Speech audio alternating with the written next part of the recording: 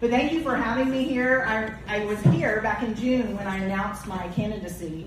And ever since then, it has been an absolute whirlwind. I have met so many incredible people, people that just have the most amazing heart. The people of East Texas are full of love and compassion for each other. They're hardworking, and they would give you the shirt off their back if you needed it. And it is, I really believe that the heart of Texas is here in East Texas. And we need to protect that as much as we possibly can. And so I am a mom, and I'm a wife, and I'm not a politician. I've had people say, well, yes, you are now because you're running, but I promise I am not a politician, and I have no desire to become one. I am running to be your state representative for Gregg, Harrison, and Marion counties, and I will represent you. I will serve you and your interests. My job, once elected, would be to amplify your voice, no one else's. Not corporations, not special interests, not lobbyists. Amen. You, the average, everyday person. I really feel like we have been forgotten. As a constituent, I have felt forgotten. And I think the world that we're living in right now, we are dealing with a lot of different things. A lot of the families that I talk to, the small businesses I talk to, everyone is burdened with financial issues, and it's very hard to have a good outlook on life when you're constantly under the thumb of the government taking your money. And there are all kinds of other things that I know you all are dealing with, because I'm listening and I'm trying to absorb everything that matters to you. And so as we talk about a few of those things today, I'll try to also share a little bit about my background, but you're also welcome to ask questions about that too. So the number one thing I hear from people here in East Texas is property tax and the cost of living is just absolutely destroying us. I had a doctor's appointment the other day, and I was talking to my nurse. She did not know I was running. We were just, hey, what did you do for Christmas?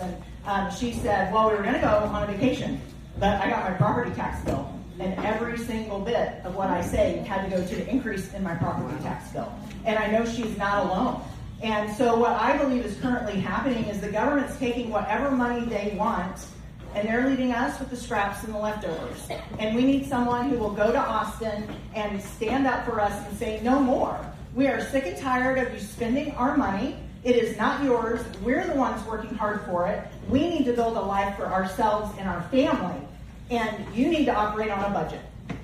And so that would be one of my commitments to you. I have a list of bills that will be filed immediately as soon as they'll allow me to file them once I'm elected. And they will deal with how are we going to get rid of property taxes. But obviously we still have to have safety. We still have to have firemen. We still have to have police. We still have to have education.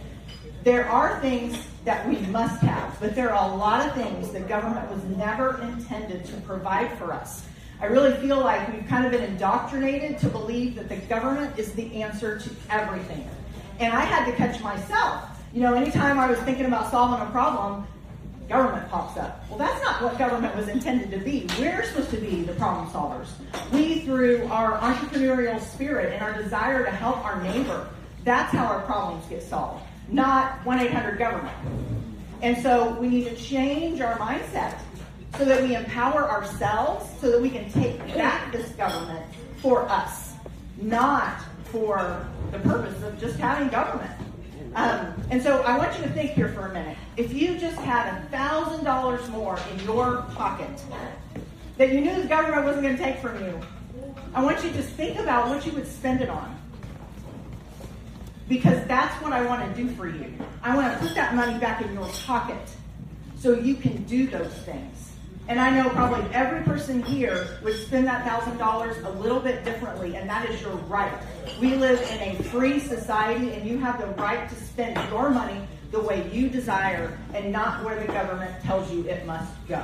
I am tired of getting scraps and leftovers, and I know you are too. You deserve to have the freedom to do what you desire and what your hard work allows you to do. And so the other thing that I hear about a lot is water and our water rights. And I'll admit, before I announced I was running, I did not understand the magnitude of what was going on in East Texas. Everybody seems to think that we are the answer to their future water needs. And I am here to tell you we are not. I will do everything in my power to make sure that they do not come after our water, come after your land, come after your homes, because we live in a free country, and when you own property, the government's job is to protect your right to own it. Amen. Not help a corporation take it from you or the government to take it from you. That is unacceptable. And so as I studied the fact that Dallas wants our water, I looked into, well, how do they use their water?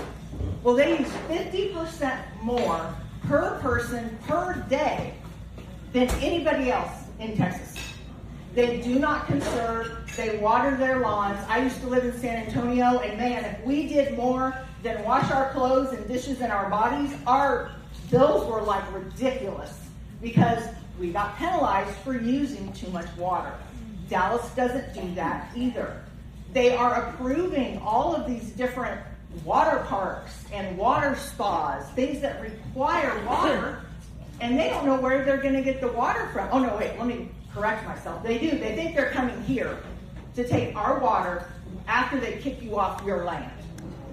Unacceptable. And I will camp out at the governor's mansion. I will camp out at the speaker's house, whatever it will take to make sure that our land and our water is protected. I will do it. Because my job is to represent you. Not to go down there and compromise, not to go down there and see what kind of deals I can get, but to represent you and to help protect your rights, because our government has forgotten that that is its number one responsibility, is to help us with that. She brought me my lunch, but I won't eat it while I'm talking to you.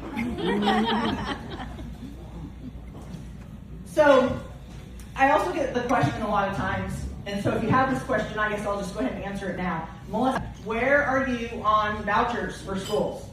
And I think that's an interesting question. And I'm going to answer it, but I'll tell you, it's the wrong question. Not that you're making a mistake, but that the state has been focused in the wrong area.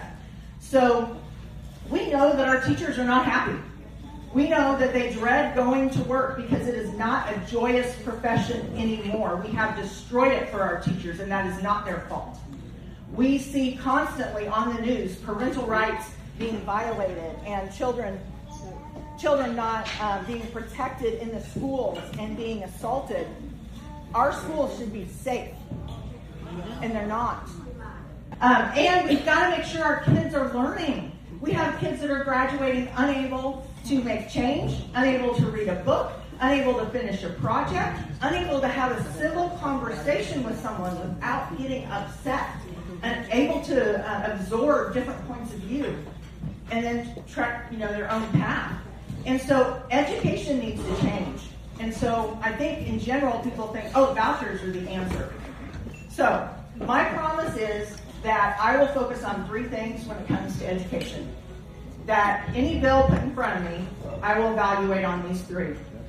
Teachers deserve to be happy in their profession and enjoy going to work. And if a bill does the opposite of that, I will not vote for it. Period. Second, parental rights must be upheld because parents are the primary educators of their children, and our school system cannot step between a parent and a child. That is not their role. And so parents' rights must be upheld and protected, or I won't vote on it. If it's going the other direction, I will not do it.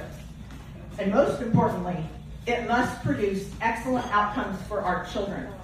They need to be able to graduate and be able to be excellent citizens in society and function and use their brains to help make our world better. And that's not happening, and it is not the fault of the teachers. Please hear me, it is not the fault of the teachers, ever do I think that. And so for vouchers, I can't promise one way or another. I am not a pro-voucher girl. I am not an anti-voucher girl. I am a pro-education, pro-Texas, pro-American, and we need to do better for our teachers, our kids, our parents, and our administrators. We have got to do better. And I do have some ideas as to how we can do that. One way, which I know is a lofty goal, is we need to get rid of the TEA. Because every problem that I have talked to people about, the TEA can be traced back at the beginning. You might not see it, but that's what my brain does. It knows how to do that. Go back and find the true source of the problem. Ever since the state got involved in our local public schools, They have taken away the teacher's ability to do what is right for her students in the classroom. Teachers can no longer slow down. Let's make sure we have this really well before we move on to the next thing, because you're on a treadmill and that is unfair to you and that's unfair to the kids, and I know you know that. I talked to you about it. And the TEA is also handcuffing our superintendents. There are only so many things that they're allowed to do, and they know there are things they need to do. They're also handcuffing our children to the desks because they only get them 10 to 15 minutes of recess a day, and that is not how children learn. And so we need to get back to you, the local teachers and parents and community, deciding what is best for your children. And I know that's a lofty goal.